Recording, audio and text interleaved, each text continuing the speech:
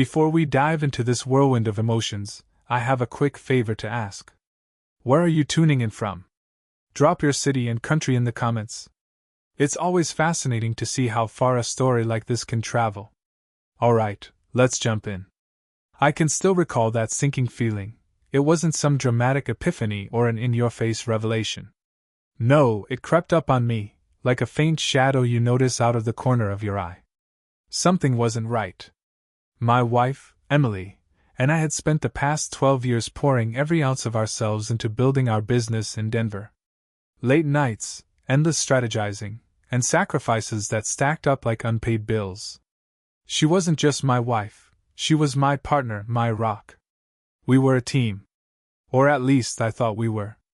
Lately, though, it felt like Emily was speaking a different language, chasing a dream that didn't align with ours, or at least not the one I thought we shared. She was 46 now, still sharp as ever in meetings, and her knack for crunching numbers could make a CPA blush. But her mind? Her eyes? They seemed elsewhere.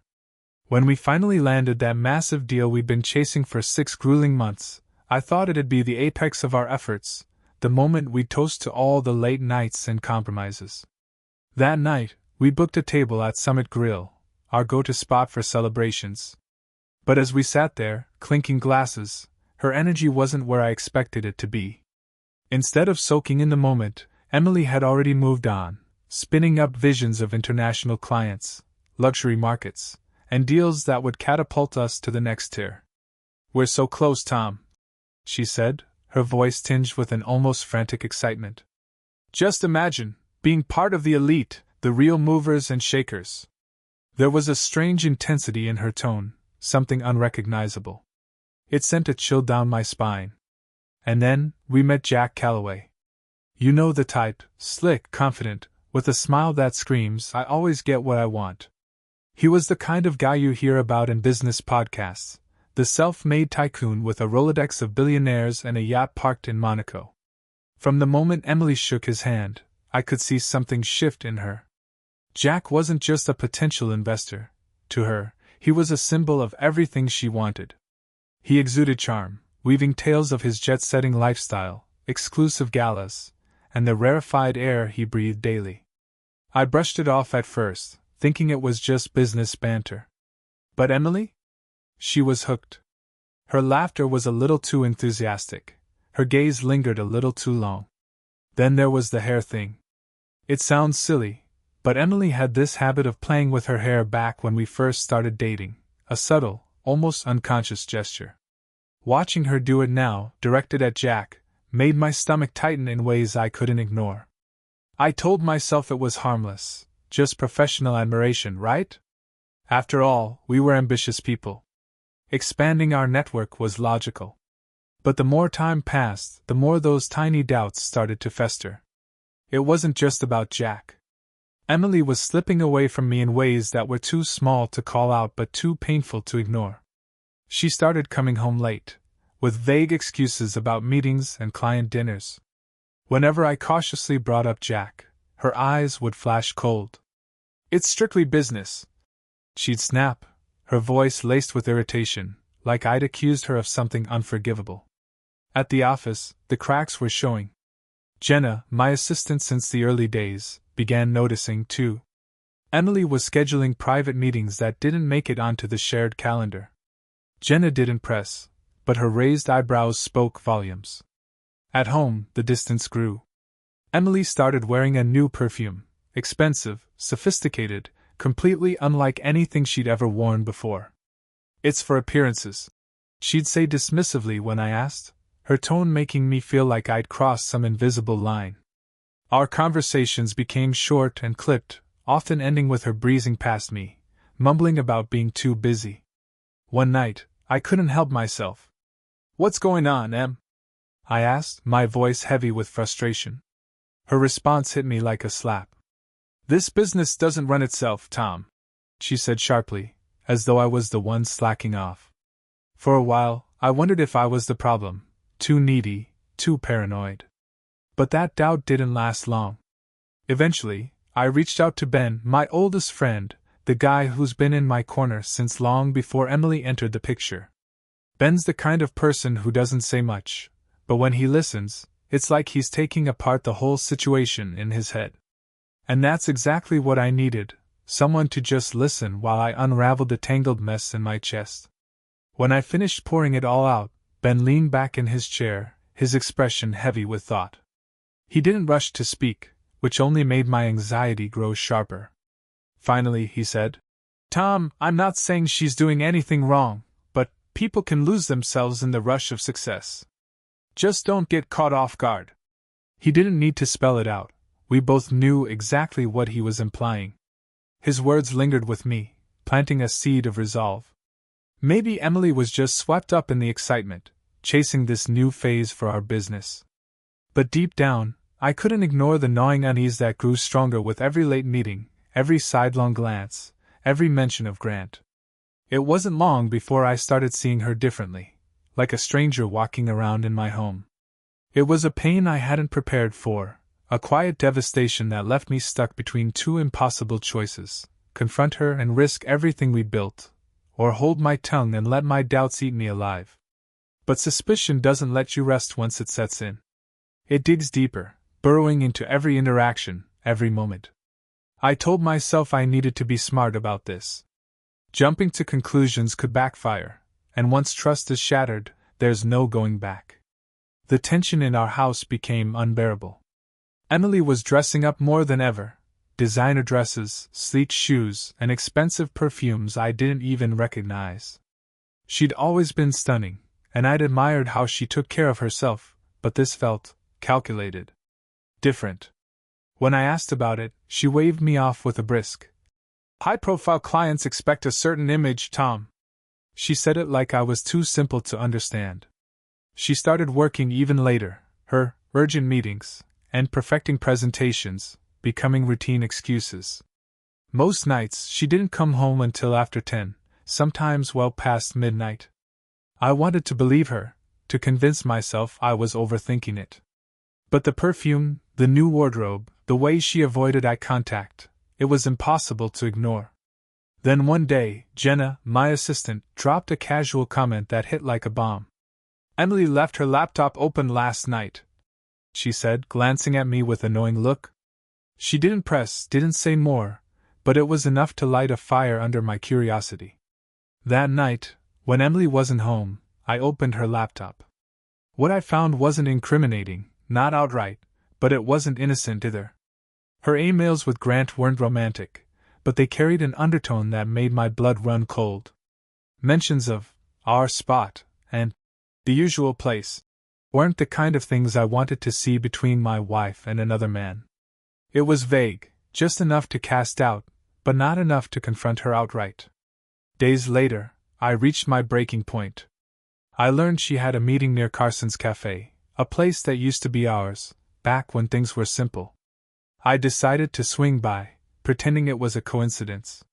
And there they were. Emily and Grant, tucked into a cornered booth, leaning in close. They were laughing, their heads tilted toward each other, a little too comfortable for my liking. And then I saw it, that flick of her hair, the playful gesture she used to do with me when we first fell in love. Emily noticed me before Grant did. Her face flashed through a series of emotions: surprise, guilt, and finally irritation. She plastered on a strained smile and motioned me over. "Tom, this is Grant Calloway," she said, her voice tight but trying to sound casual. "We were just going over client strategies." She emphasized client strategies like she was daring me to challenge her. I shook Grant's hand, keeping my expression neutral, though inside I was a volcano ready to blow. I forced myself to play along, pretending nothing was wrong, but my gut told me otherwise. This wasn't just business, no matter how many times she tried to sell that story.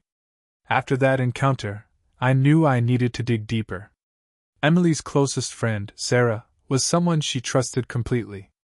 So I reached out, bringing up how distant Emily had seemed lately. "Have you noticed anything different?" I asked casually, trying to mask the urgency in my voice. Sarah hesitated, her eyes darting like she was searching for the right words. Finally, she gave me a look that sent chills down my spine. "Well, Tom," she started, choosing her words carefully. Emily's been different. She talks a lot about wanting more out of life, like she's searching for something. And she mentions Grant a lot, how he seems to get her ambition. She didn't have to say much more. Her hesitation said it all. Emily wasn't just drawn to Grant as a business partner. He represented something deeper. Something I couldn't compete with. That night, I couldn't shake the sense that everything was falling apart. When Emily came home late again, her face was tight, her movements hurried. She didn't even glance my way as she tossed her bag onto the counter and disappeared into the bedroom. And I stood there, frozen, staring at the life we built together, wondering if it was already too late to save it. It was like she'd been holding it in all day, and then she snapped. "Do you even care about my career, Tom? Do you even understand what it takes to succeed?" Her voice was sharp, cutting through the quiet kitchen like a knife. I took a deep breath, trying to stay calm. "What exactly does more mean, Emily? More late nights? More meetings with Grant?" Her eyes rolled so hard it looked rehearsed. "It's just business, Tom. Not everything revolves around you." I wanted to yell, to demand the truth, but I clenched my fists and forced myself to keep my voice steady. "Are you sure? Because it doesn't look like just business, Emily." She let out a cold laugh, one that stung more than any argument we'd had before. "You really think I'm that shallow? I'm doing this for us, for our future. Maybe if you actually supported me, you'd see that." Her words hit like a slap, and before I knew it, the conversation had escalated into a full-blown argument. She stormed off, leaving me standing there in a house that suddenly felt like a stranger's. That night, something inside me broke. Trust, already fragile, felt irreparably shattered. I couldn't just walk away, not yet. But I wasn't going to sit idly by and watch everything crumble either. Then came the moment that would change everything. Emily left her phone on the counter unlocked.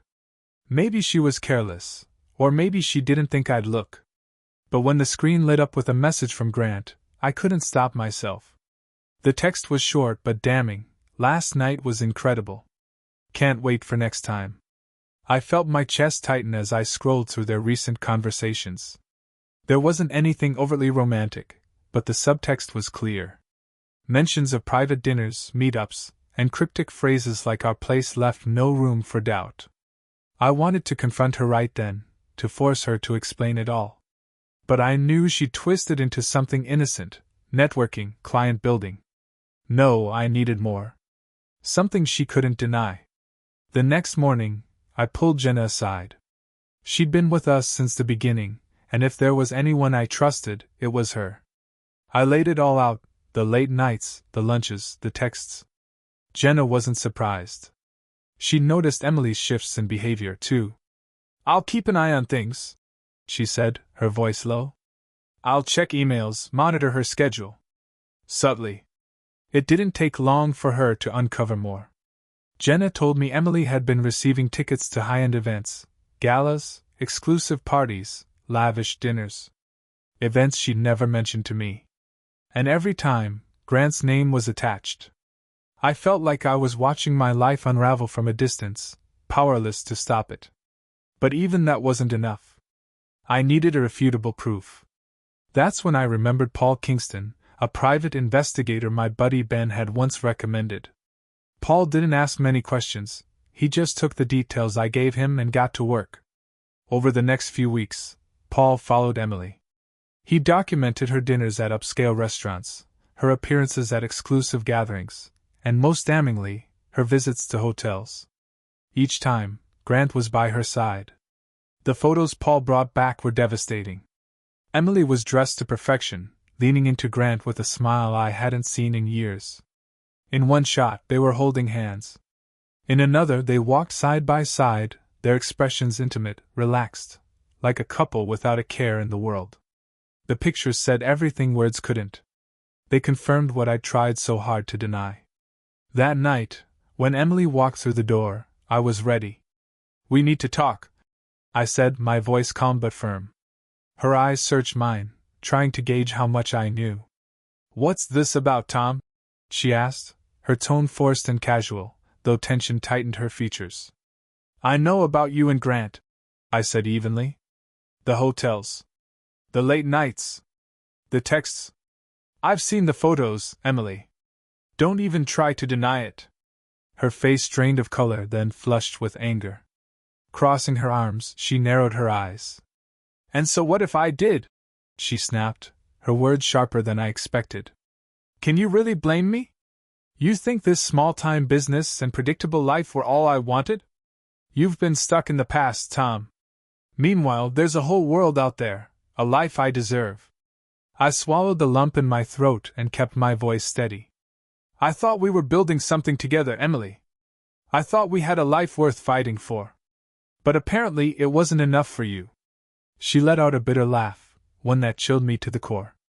You just don't get it, do you? It's not about money. It's about connections. Status. Ambition. Grant gets that, he gets me. That's something you'll never understand. Her words hung in the air like smoke from a fire, suffocating.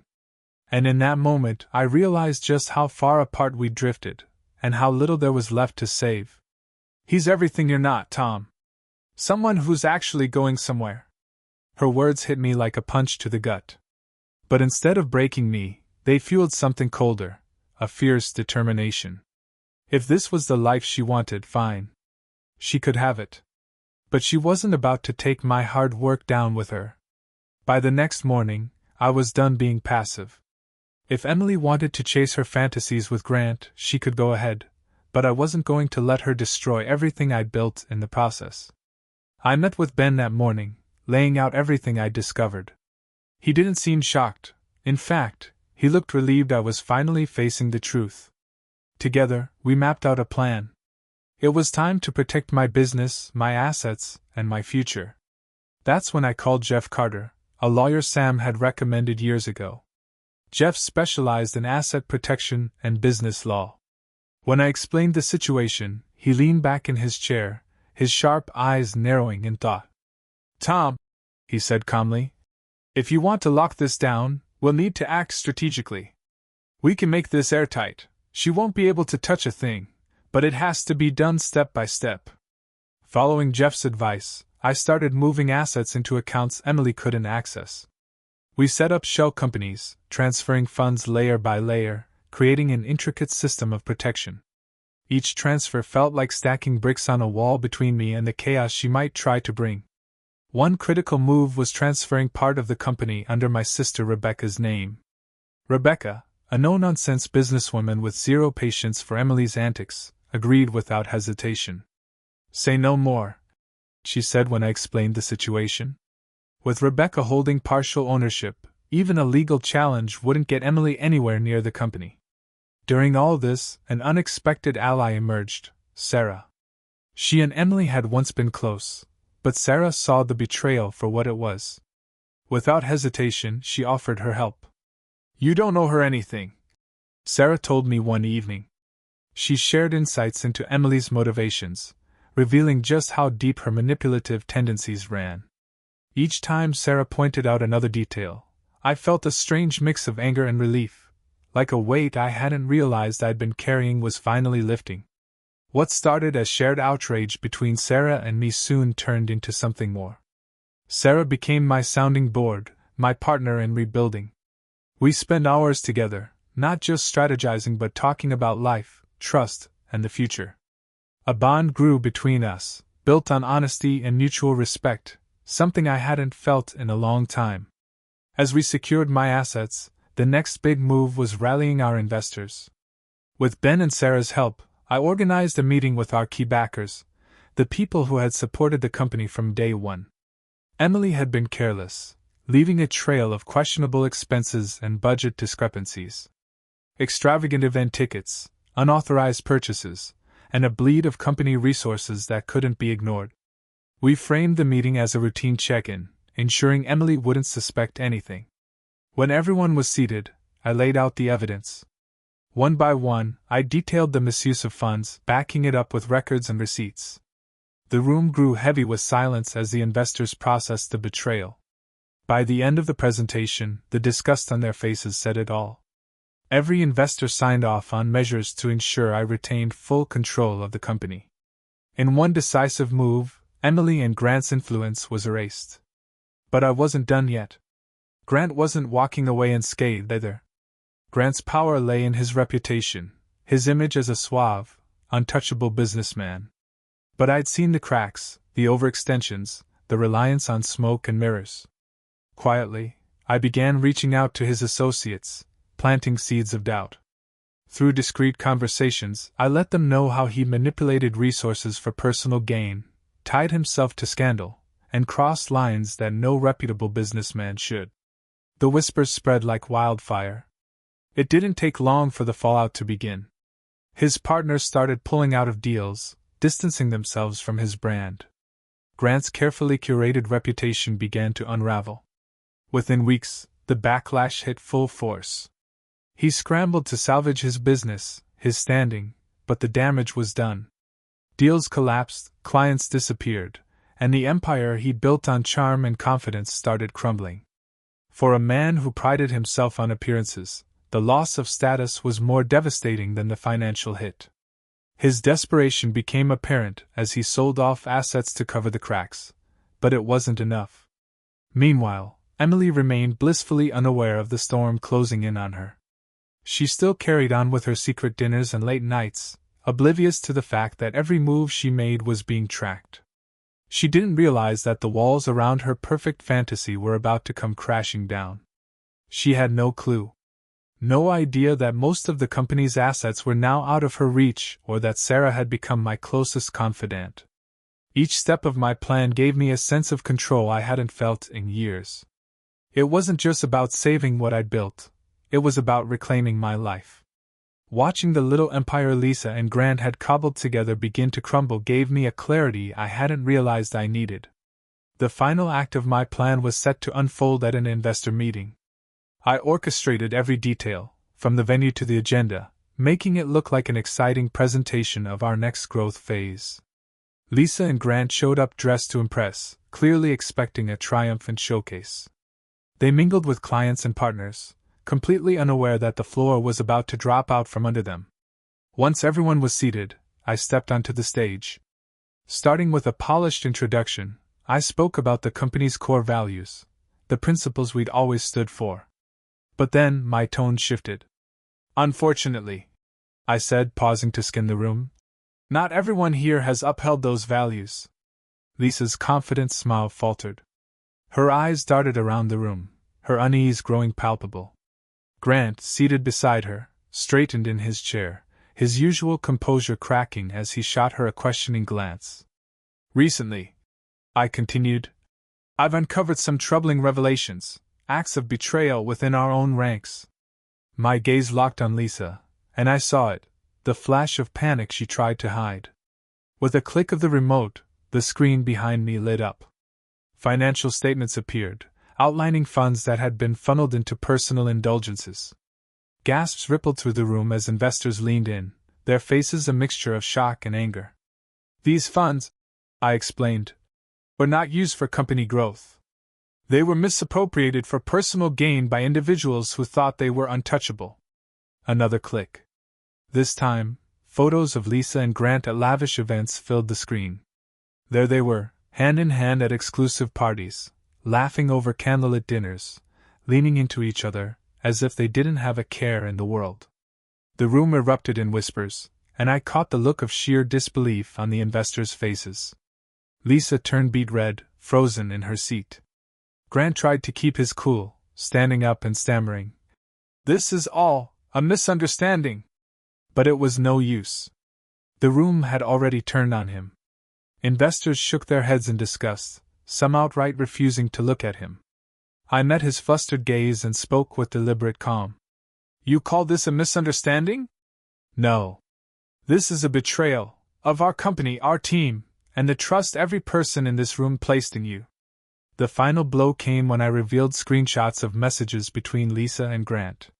The texts detailed their schemes, mocking the life they'd left behind and plotting their own rise. Each word on the screen was a dagger, and Lisa's face crumbled as her private correspondence was laid bare. By the end of the meeting, Grant had stormed out, abandoning Lisa without a second thought. She stood there alone, shoulders slumped, as every professional ally turned their back on her. When the room emptied, I took the microphone one last time. "Effective immediately," I announced, "Lisa and Grant are no longer affiliated with this company. With full support from our investors and legal team, they are removed from all operations." My voice echoed in the silent room, firm and final. Sam stood beside me, his expression one of quiet satisfaction. We'd ensured that Lisa wouldn't just lose her position, she'd lose everything. Every bit of ambition she'd poured into her schemes with Grant was now meaningless. As the crowd dispersed, Lisa remained, looking around desperately for someone, anyone, to stand by her. But no one did. Alone in the empty room, the weight of her choices finally settled on her. In the weeks that followed, the fallout was swift. Lisa's reputation was in tatters. Left with no leverage and no allies, she had no choice but to accept my divorce terms. Thanks to Jeff's expertise, the split was clean and decisive. Every account, every asset, every piece of the company was locked down, out of her reach. The debts she and Grant had racked up during their fantasy life became her burden alone. Without his support, she was drowning in financial obligations. And with her career in ruins, there was no way to climb out. Even her close friend Jessica couldn't excuse the betrayal. Lisa's once strong network evaporated as colleagues distanced themselves, unwilling to risk their own reputations by associating with her. I heard whispers about her attempts to rebuild her life, but every door she knocked on seemed to stay firmly shut. The bright future she'd envisioned with Grant had turned to ash, leaving her scrambling for a second chance no one was willing to give. Meanwhile, my life moved forward in ways I hadn't anticipated. Sarah, who had stood by me throughout the chaos, became a steady presence in my life. What started as camaraderie during the crisis deepened into something more. Sarah wasn't just an ally, she became someone I could rely on, someone who genuinely cared about helping me rebuild. Together, we navigated the aftermath, and as the dust settled, I realized that, for the first time in years, I felt free to build a future I could truly believe in. Sarah wasn't just supportive, she brought a fresh energy that reignited my drive. Together, we began building something entirely new. We focused on creating a company grounded in transparency, trust, and innovative financial strategies designed to adapt to an ever-changing market. It was incredible to see clients, drawn by our honesty and clarity, flock to us. Within months, the new venture was thriving. Ironically, everything I had once dreamed of building with Emily was now becoming a reality. Only this time, there were no lies, no betrayal, no uncertainty. With Sarah at my side, I felt a clarity and sense of purpose I hadn't experienced in years. Meanwhile, Grant's downfall was unfolding spectacularly. News of his unethical behavior spread like wildfire. One by one, his associates distanced themselves, severing ties to preserve their own reputations. The empire he'd built on charm and appearances crumbled under the weight of his actions. Grant was forced to liquidate assets, sell off holdings, and retreat from the business world altogether. For someone who had thrived on power and prestige, his fall from grace was far worse than any financial loss. He became a ghost in the industry, a cautionary tale of arrogance and deceit. And Lisa? Her story ended in the ruins of her own choices. The life she'd envisioned with Grant, the power couple fantasy she had traded everything for, had turned into a nightmare. She tried to rebuild, to claw her way back into the field she once dominated, but no one would take the risk. Every door she knocked on stayed firmly shut. Her name had become synonymous with betrayal and scandal, and the industry had no room for someone like her. Left with no options, Lisa took on menial jobs just to make ends meet. The stability, love, and life we had built together were gone, sacrificed for an ambition that had ultimately destroyed her. Alone and burdened by regret, she was left with nothing but the consequences of her own choices. As for me, I finally felt free. The weight of betrayal, distrust, and heartbreak had lifted, replaced by hope and clarity. My relationship with Sarah grew in ways I hadn't expected. She wasn't just a partner in the new business, she became my partner in life. Loyal, supportive, and fiercely genuine, She was everything I'd once wished Emily could be. With Sarah, every day felt like a fresh start, a chance to move forward without the shadows of the past holding me back. Looking back on everything, I felt stronger, more focused than ever. The scars left by betrayal had become markers of resilience. They reminded me of what I had overcome and taught me to surround myself with people I could truly count on. Lisa's story became a cautionary tale, a stark reminder of what happens when ambition outweighs loyalty and trust. She had gambled everything for a fleeting fantasy, only to lose it all and be left with nothing but regret and isolation. But for me, the future had never looked brighter. With each step forward, I left the past further behind. Life, love, and success were no longer weighed down by lies or broken trust. And with Sarah by my side, I could finally look ahead, knowing that the best chapters of my story were still to come. Well, life is full of twists and turns, and this story is a powerful reminder of the importance of resilience, integrity, and surrounding yourself with people you can trust. Have you ever experienced betrayal or a difficult moment that changed your life? Share your story, your lessons, or your journey in the comments below. You never know who might find strength and inspiration in your words. If this story resonates with you, don't forget to like and share it with others who may need a reminder that even in the darkest of times, there is always a way forward. Let's build a community where we honor the strength, perseverance, and courage to start over. Together, we can remind each other that the best moments of life are yet to come.